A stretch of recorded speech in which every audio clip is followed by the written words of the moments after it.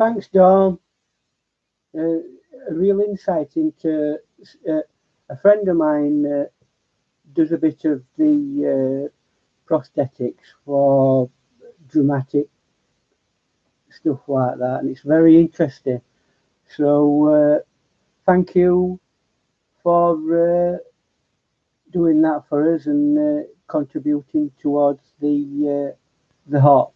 This is the Art Bar live video op that we're running all day. This is my second part that that I'm in. I don't see any chat at the moment. Let's see if I can. Oh, there you are. I'll just wait until you all get yourself in. So, where were we? Let's do a bit of a recap for those of you who weren't here earlier.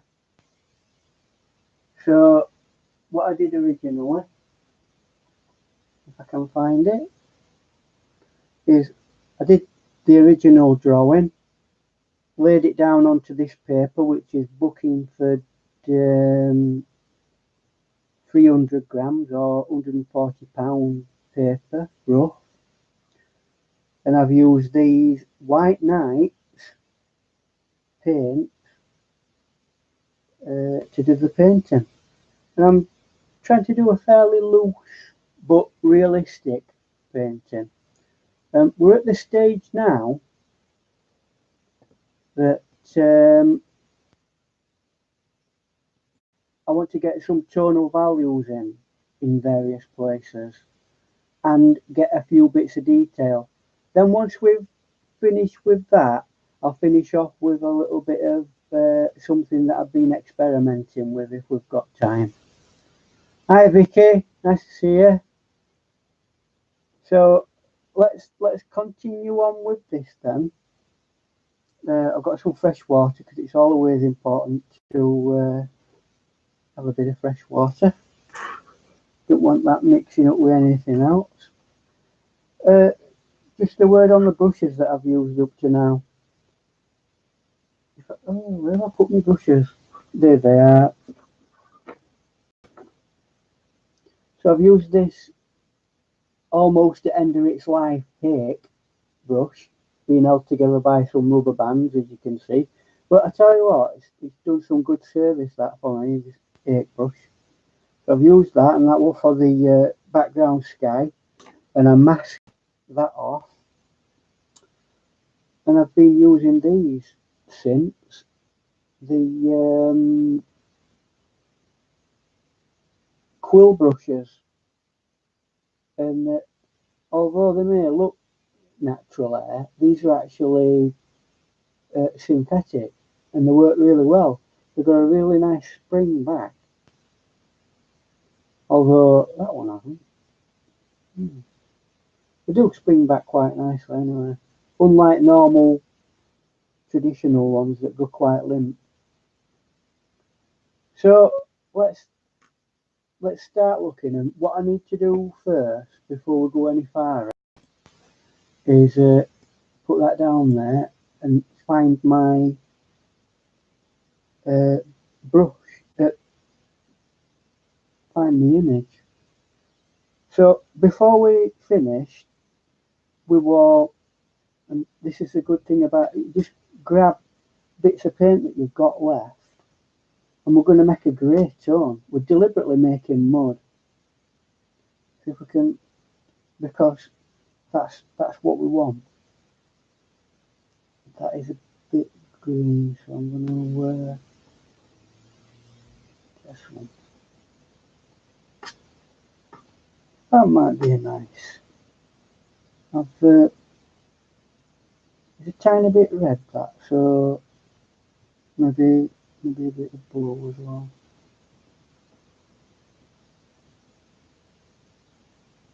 And we're just mixing up some tonal value for it. That's it. I mean, under normal circumstances, this paint I'll just show it you, see if I can get it up to you and show it you. Would be considered mud. It's just a grey tone, but that's going to be great for mid-tones in the image. So we're going to look for areas where we can add bits of mid-tone.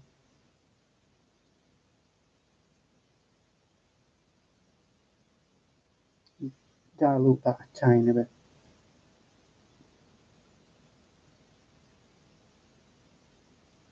Maybe bits around there as well. So, and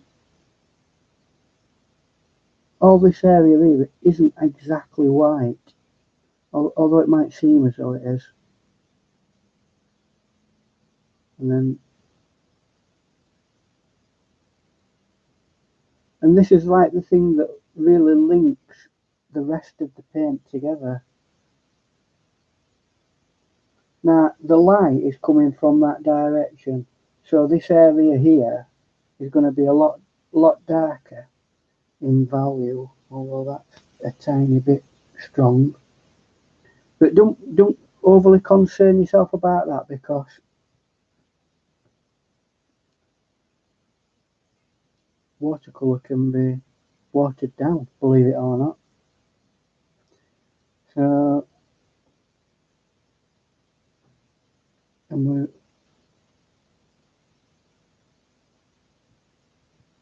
now that might look a little bit dark to you, but it's gonna settle down a lot more.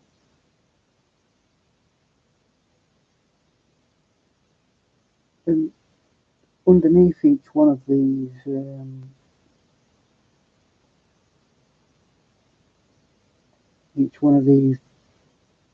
faux feathers, if you want to call it that, we can put a bit of a shadow.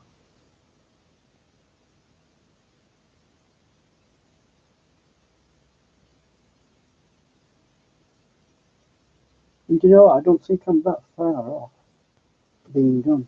Now I did say that I were going to um, go back to the background and see whether we could spice it up a little bit.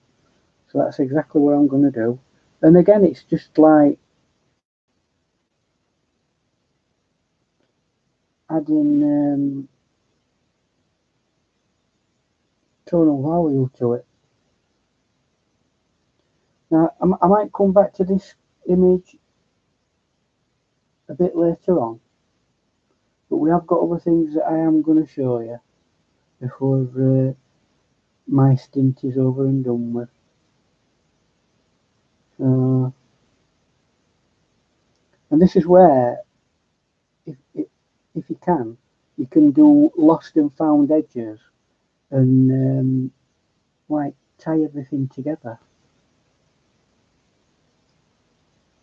And have colours that work well into one another and takes it. And with a good paper, you know it's a good paper because it reacts to what you're doing. You can lift things. You can put layers on really well. And although Buckingford paper isn't a professional paper as such, it's not a what's the word? A cotton paper. It's a cellulose paper. This is one of the best cellulose papers you can get. So you get some more.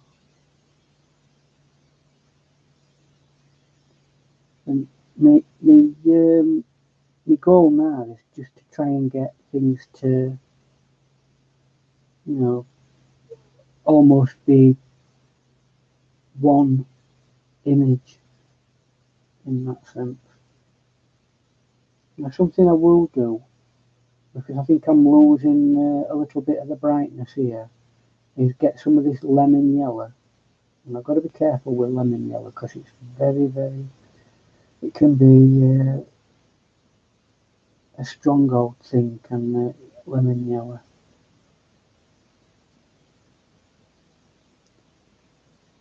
A little bit there.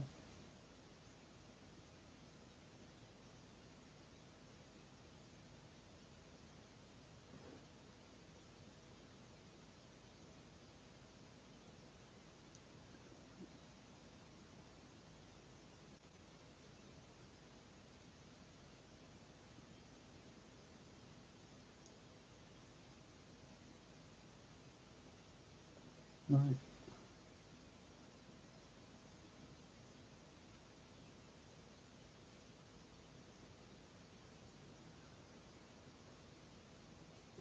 Some more.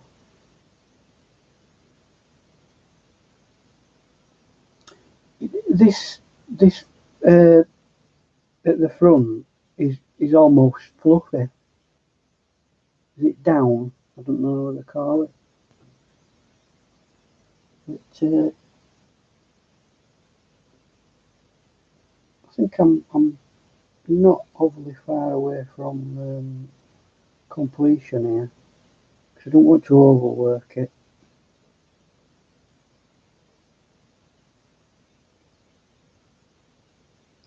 What I do want though is a light burst of nice blue there.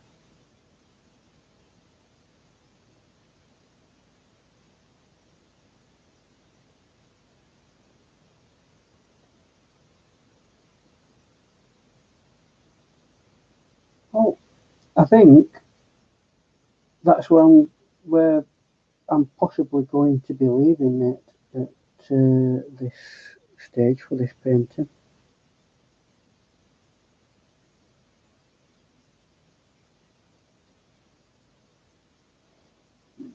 There's your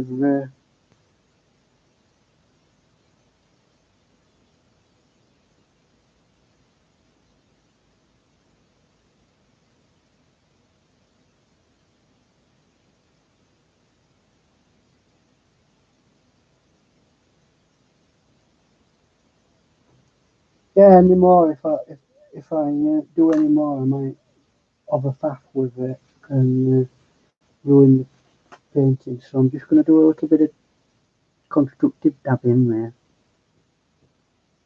Maybe that's where I can get rid of some of that as well.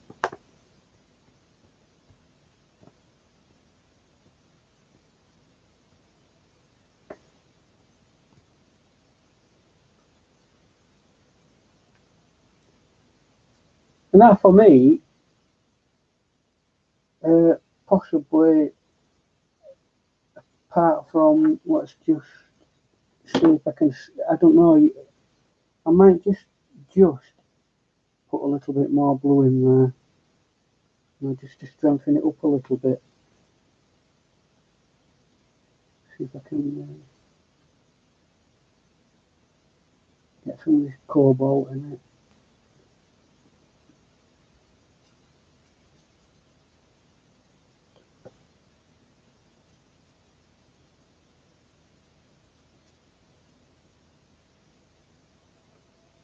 Right.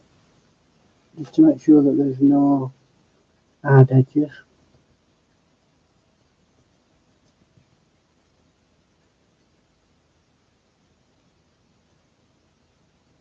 Okay, that's better.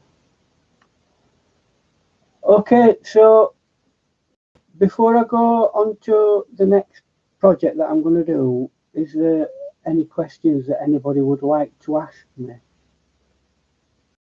about this procedure that I haven't already explained about?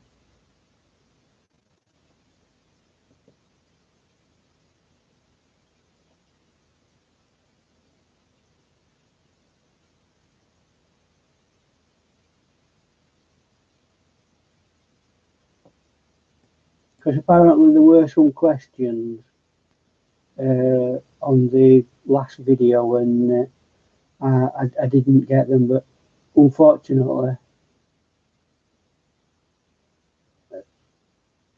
thank you, Dawn. Unfortunately, I didn't get to see them because I focus a bit too much on what I'm doing. So, um, question. Vicky says, "What does got you mean?" Vicky, when somebody says "got you," that means they've subscribed to you on your YouTube page.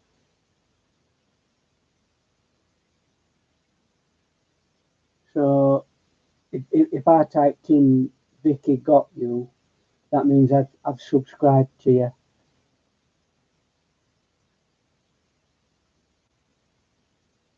And that was Vicky who asked the question. So if any of you haven't got yourself subscribed to one another, by all means, you go ahead and do that. Hi, Patricia.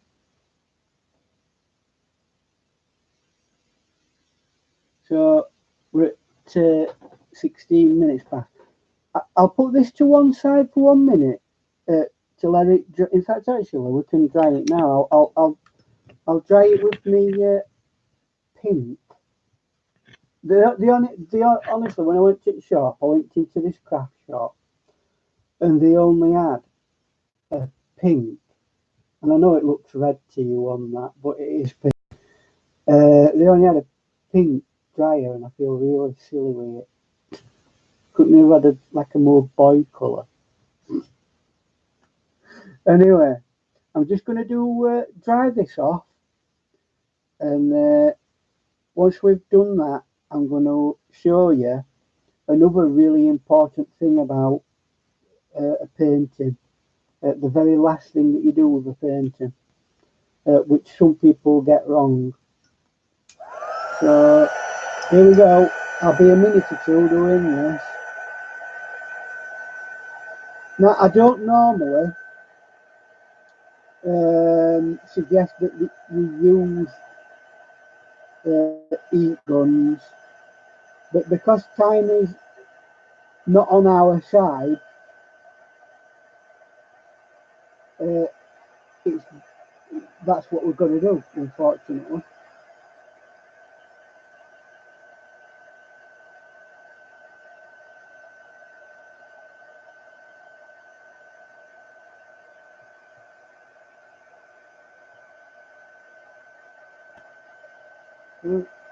And it is always better to let it dry naturally. I'm just going to get the glaze off it that water leaves. If I can get this last bit. So how many of you here now do watercolour painting? Are we all watercolour artists, or is it something that we don't normally do? Or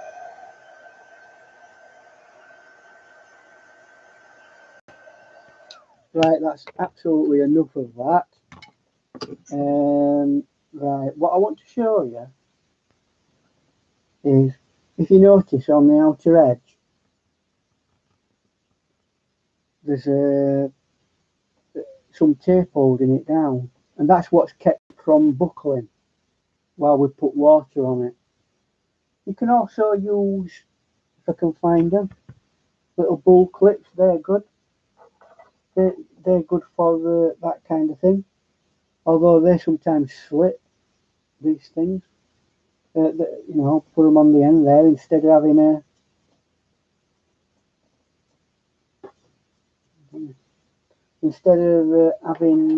tape on it. But tape is generally a good bet. It will do the job. Right, so let me just get all this clutter out of the way now, and I'll show you. Because a lot of people do end up damaging the paintings if they're not careful. So I'm going to do this piece here.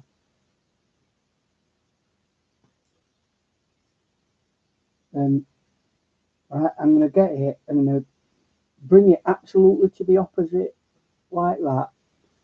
I'm going to pull that out, and that is the least amount of resistance that it can get. By the way, underneath there is a piece of cellophane, so that might tear, but the paper won't if you do it like you're supposed to. And then every so often, gather it up. Don't have it pulling for ages.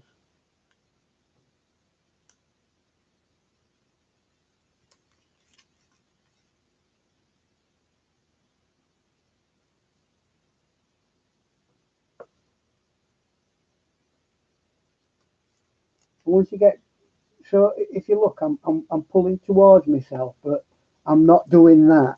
I'm not pulling up. Not that will rip your paper.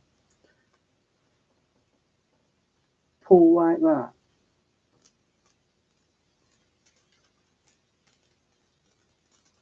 And I'll show you one more time with this. Turn it away from you.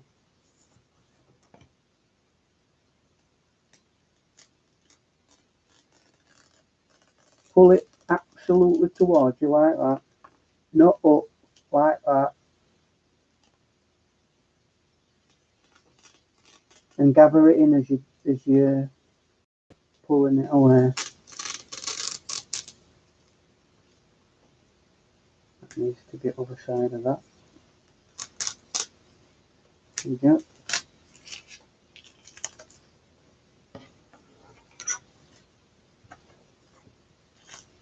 And I'll very quickly do this because I've obviously shown you what to do.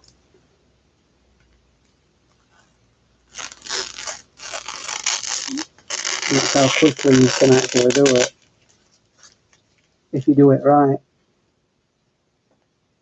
And now, some papers are a lot more susceptible to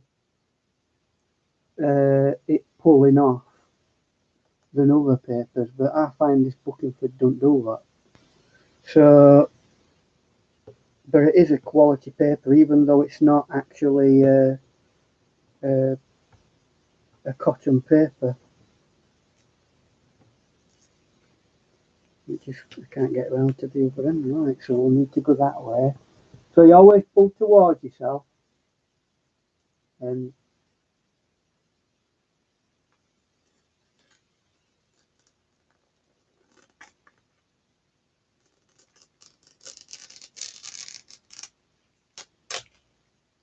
there you go. A watercolour painting ready to be mounted in whatever way you want it to be. Thanks, Vicky. Thanks for coming in. So that's that.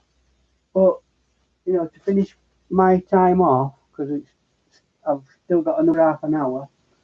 What I am going to do is I'm going to show you. I promised you I'd show you my sketchbook if I can find it, and I'm going to then show you a little project I have a go at with this here if I can find it. Where's it gone?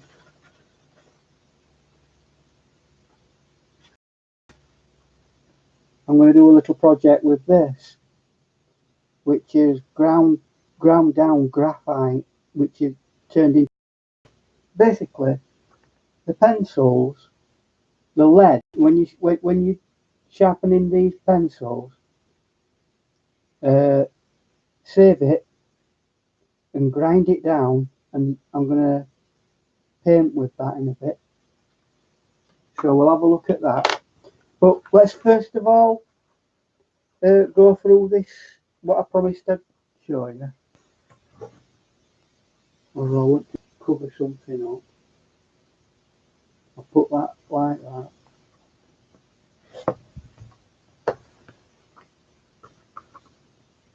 And these, by the way, if you're in the UK, these are great. I get these from Wilco. 160 grams the paper is, and it's great for drawing on A3 size paper. So I do a lot of gesture drawing in this. So what I'll do now, right. Some of these pages are not, I mean, they're just doodles that I work things out on. Have I got the wrong side here? There I am. Right, so I've got the wrong side.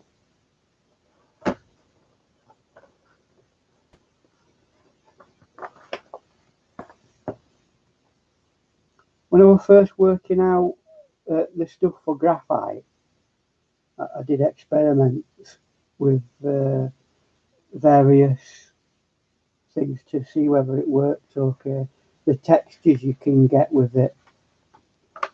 So that's a really poor picture of David Bowie that we're working on. Here's a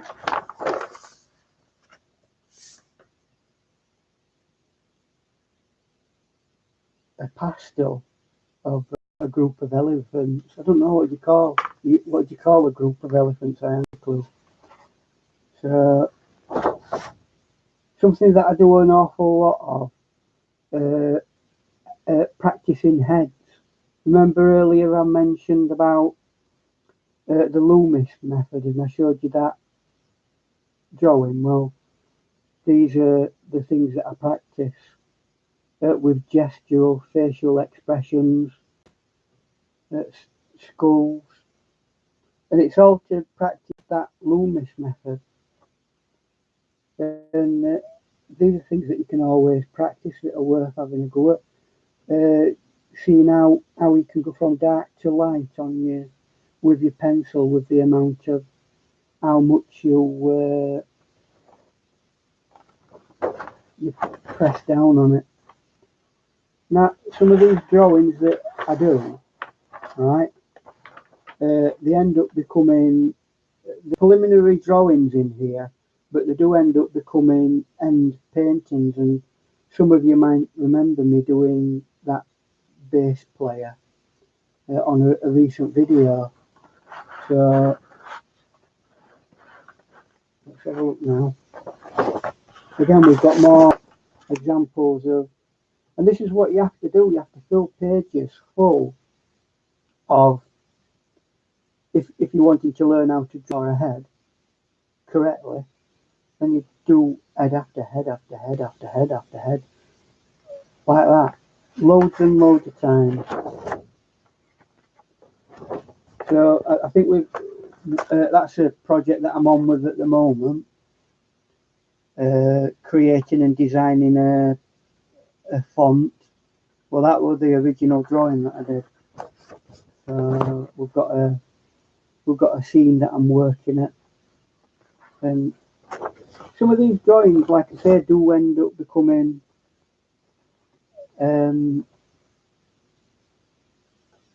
final end drawings. Doodling, more doodling. You get the point, don't you? This was something that I tried to remind myself of. Correct proportions. So a head, whatever the size of the head is between 7.5 and 8 heads tall, and that tells you whereabouts on the body certain things are. So drawing things like that and having them available is really interesting to have. Some more heads. Yeah, you can see the pattern, can't you? I practice and practice and practice until I get something that's fairly close to what I want.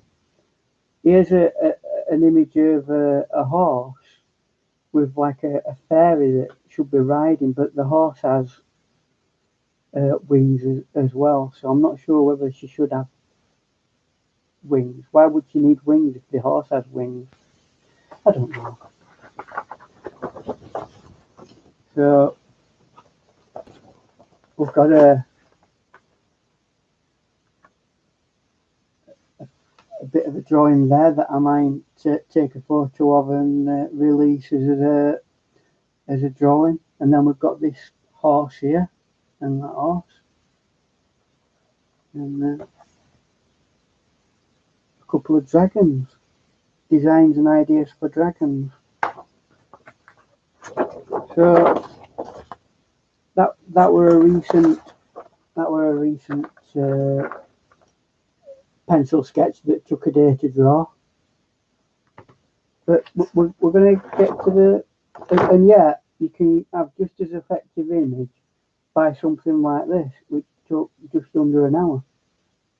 Let's get back down to what I put, and that's what we did earlier, isn't it? The liner.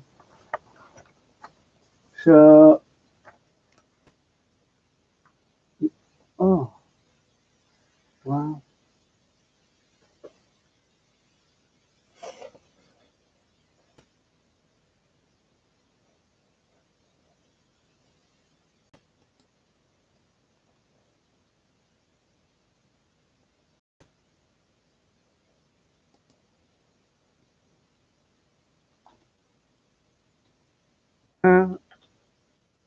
You,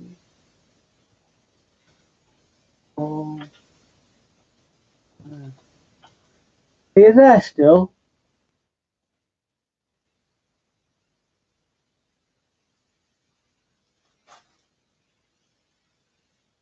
The stream says that. All right. So let's move on then to this little exercise.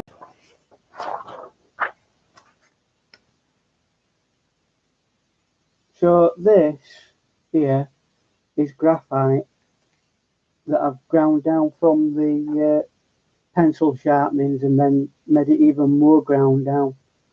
So what I'm going to do, if I can find a nice brush, I'll just use this for the time being. I shouldn't really, but that first thing you can do is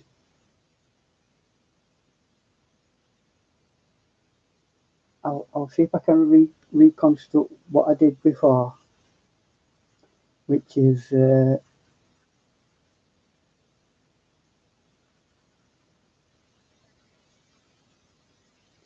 shark.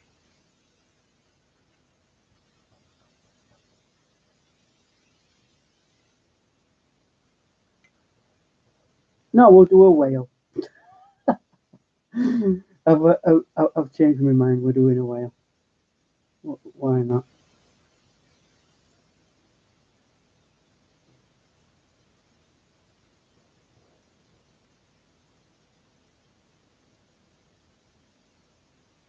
I hope you can see what I'm doing. Oh, this is a total waste of time.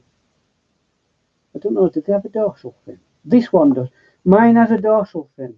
There you go. I bequeath it a dorsal fin.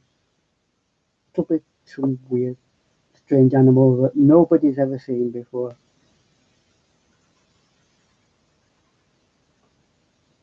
We're just creating direction.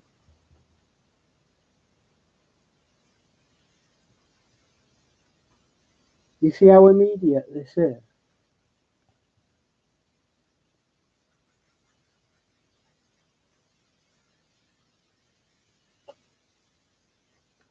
Right.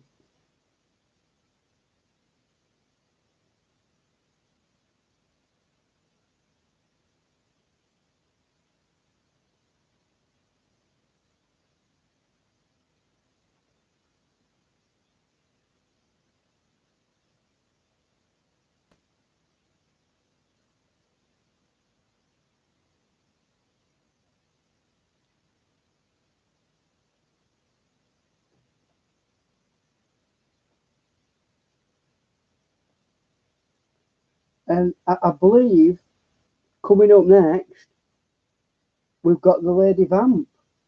So we've got Lady Vamp to look forward to next, which is great. Nice to have Lady Vamp along to help us out with some other creative stuff. Got to be careful on this paper when it comes to how much water you put on it.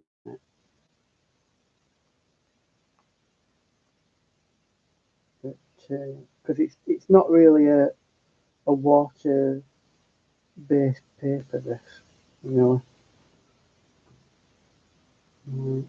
Let's see if we can get a silly face. So I like giving them silly faces.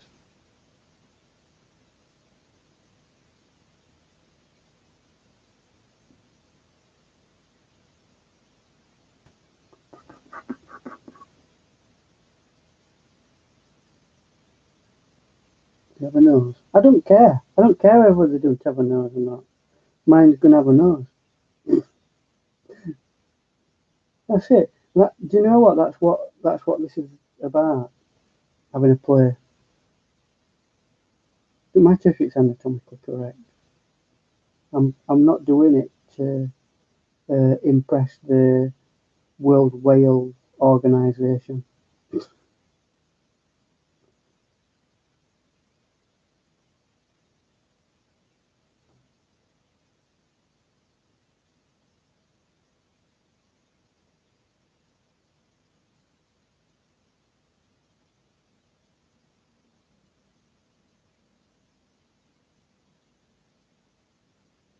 I'm just defining various bits of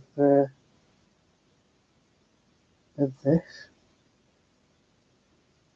I will be doing a more, a more considered painting of this on a video at some point. Not this particular thing, but using this particular technique. So I just think it's a nice way to use graphite.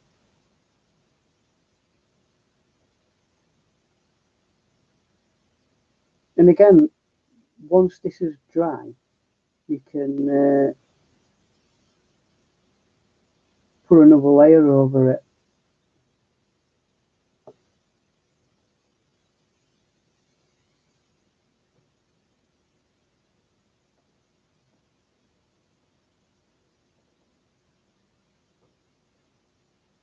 And something else you can do with this as well is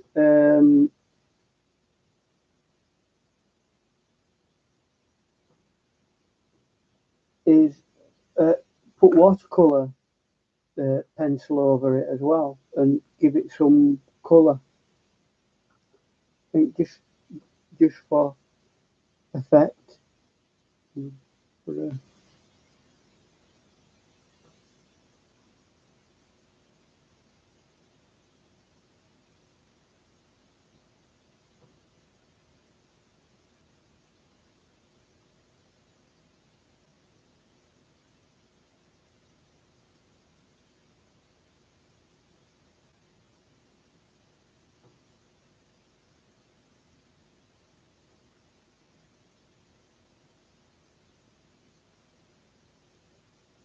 I don't know. Can you actually see that? Not right sure. So it's getting a tiny little bit dark now. So I'm going to put some other lighting on. And there we go. A little, I don't know, shark whale weird thing. So yeah, that's by using um, ground down graphite that you would normally just um, throw away in the pencil sharpenings. So if you've got any solid pencils or any other pencils for that matter, and you can get the sharpenings into a little basin and grind them down a bit, and just use them because it costs a right arm and a leg to go and actually buy a pot of graphite, and you've got it for free there when you buy the pencil. When you buy the pencil, you get that for free. So yeah, so I'm putting this away now, and I'm going to do a final run through of what we've done, and then it's going to be time for me to be handing over to our next person, which I do believe is Nancy, the Lady Vamp. And can someone put the link for the Lady Vamp's page in, if you will, please? One of the moderators. And we'll take it from there. So, So what I'd like to ask you is, what kind of artwork would you like to see me be doing?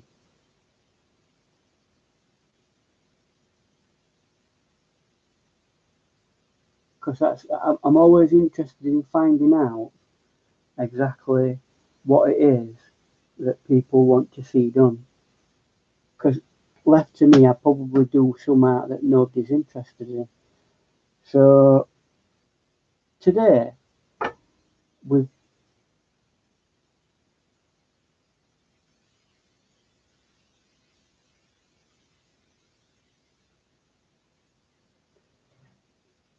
today we in our earlier video, we looked at first of all drawing the actual painting out.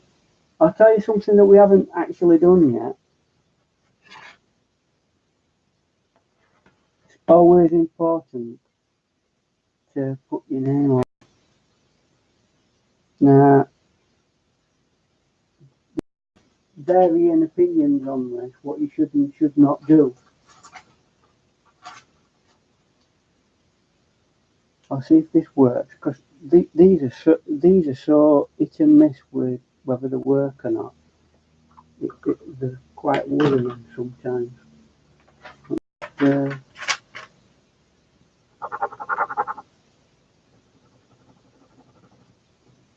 I don't want to ruin it. Right, so what's the date? The 14th. I don't put the date on the front. I just put my what they call a moniker on it, which is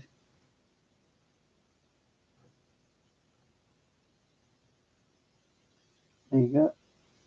Don't know if you can see that, to be honest with you.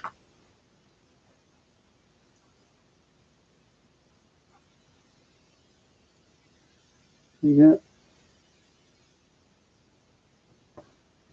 go. Keep it simple, so it's not um, too obstructive in the painting, and don't draw your attention away from the key part of the painting. Now, if I had a bit more time available to actually do the painting, I'd probably uh, spend a lot more time on the top part of the painting here and make that a bit better, and maybe make this area a bit stronger. But maybe that's something I can do at a later date. But as we've got like 15 minutes before we finish, I'll leave it at that with this. But what did we do? We used, let's see if I can drain that axe. I know for a fact I'm going to end up being paint all over it. We used a hate brush. We covered over the parrot with a masking fluid, said masking fluid, and once that was dry, we did the background, the sky, and we brought it right down to where the ground is, and then we graduated a bit of orange up into it to make this area neutralised and grey. Once that was done, we went down here a little bit and we did a bit of the greenery that surrounds it, remembering that something that's far away is duller, and then it gets brighter as you get closer and more contrasted. Once that were done, we let that dry, and then we took um, the masking fluid off of this, and we started painting the yellow areas, and then we let that blend into this blue here, and then we started doing the detail. And really, that was the painting completed. So it's not that far away from my time to finish. So I don't know if there are any questions at this moment in time, please ask now. And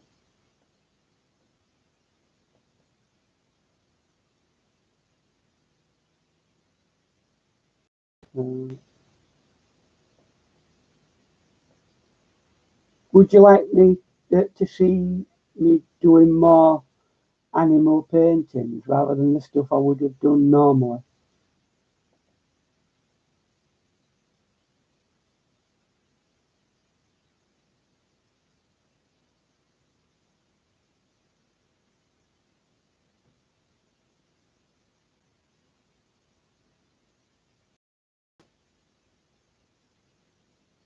But what are your favourite kinds of animals to paint if you paint?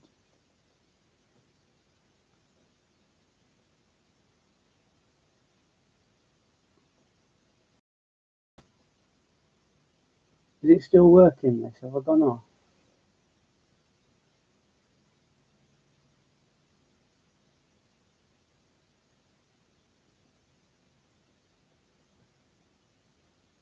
Alright. So there is somebody still there. So I don't know whether we want to birds. What, Danina? Some birds that are a little bit like uh, American footballs.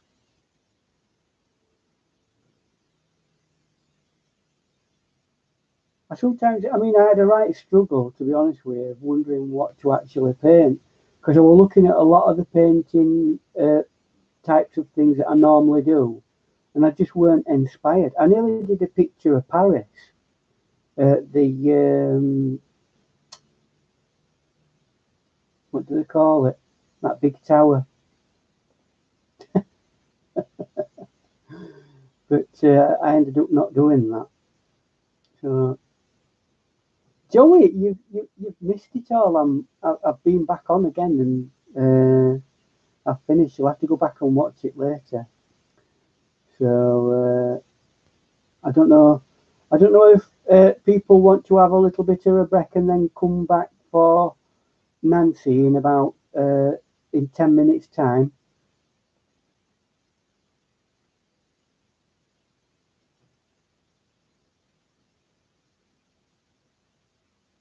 Because I'm basically I did some extra time earlier today, so it's kind of put my timing out. So I've had to span it out a little bit. Um, have you got any questions with regards to the tools I'm using? Who to buy, what they're for example. This is the large one that I didn't end up using of those of the quill brushes, and very highly recommended. They're made by Jackson's in the UK, and if you look up quill brushes, Jackson's quill brushes, these are the ones. This is one of their large ones. That's called the Raven. They give that one a name for some strange reason. And this one's an old 8 brush. I can show you one or two of my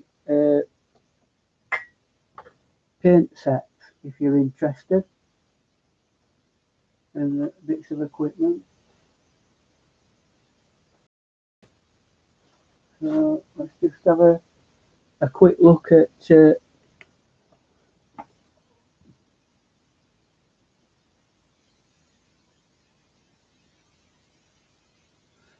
Nancy. I think you've got 2 hours, haven't you? I'm not right sure. Let me just check. Or if Janina can check, see what time you've got. Because all my paperwork's all under everything else now. Yeah, Nancy, you were going to be going on from 1 till 3 p.m. That's PST, which is in 8 minutes time.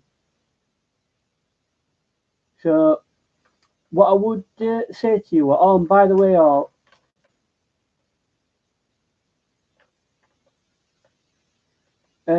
what I'd say to you all is, if you're not, this is a live video hop that we're doing all day, and Nancy's up next. So if you can go and that's the Lady Vamp, by the way. If you can go and subscribe to the Lady Vamp, and then be on her channel when she gets ready and up and running, then we can move on to Nancy then, can't we? And Nancy, when you're ready, can you let me know that you're up and running, and then I can shut this side down here. So, because we're 7 minutes away. So what I will do with that last few minutes is see if I can show you one or two of my little one or two of my palettes that I use now. So sometimes you'll see palettes like this, and they can. I think these are made by, is it Meaden? I think they're called Meaden, and they're quite reasonably priced. These, if you're wanting to make a start in watercolours and you wanted to move forward a bit, you get a nice mixing area that comes out like that, and you've got tons of room for really big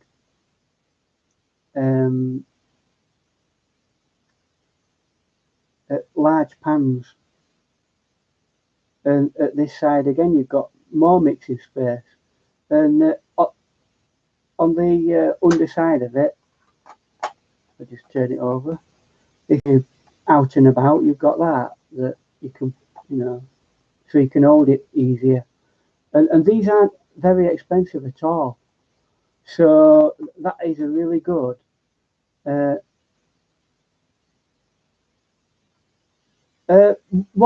These paints? No, the tin itself is Meaden. The paints in here, I believe these. I don't know. These are a mixture, actually. I think there's Winsor and Newton. There's De La Rone. There's several different companies in this, but I'll show you one that is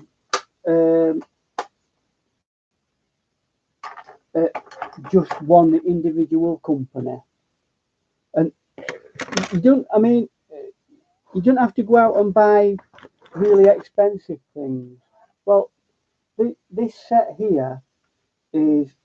I borrowed the case from this is a Winsor and Newton, but it's for the students version. But I took them out and put professional paints in, and these are Winsor and Newton professional paints, which they're up there. They're reasonably good paint. So I wouldn't say they're at the very pinnacle of watercolouring anymore. They're not. But in saying that, they're still a damn good paint. So let me get rid of that off here. But another way you can put paints in things is this. This is a Reeves plastic one, and I just squirted my paints out into these. Now this here, I've got some pans, and I've full pans, and I've just glued them in and then poured the paint into them. So that's another way, and that all that cost, the one like that, and these are SAA paints, and they're quite good. I've got to say, I really do like these.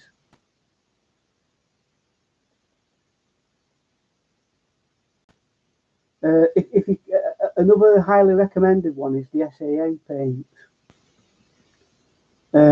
That's a group that I'm connected with. It's like a creative art group. I've got to say, I do like their paints as well, and I use them a lot. And they're not because I'm a member of the group. I get it at quite a discounted price.